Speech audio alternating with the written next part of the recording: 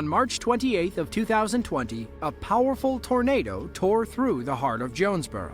It destroyed walls, flattened commercial buildings, and sent debris flying everywhere. One local shop owner was trapped inside when the tornado moved across the street.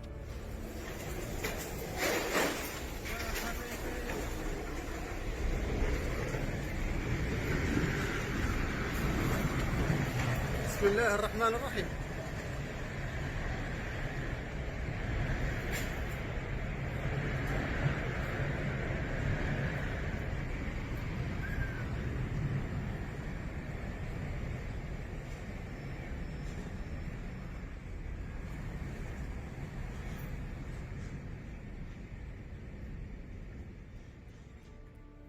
By Sunday morning, officials estimated that the twister caused hundreds of millions of dollars in damage. Officially rated an EF3, the storm tore through the Turtle Creek shopping mall and the Jonesboro Municipal Airport. Luckily, nobody lost their life and only a handful suffered minor injuries.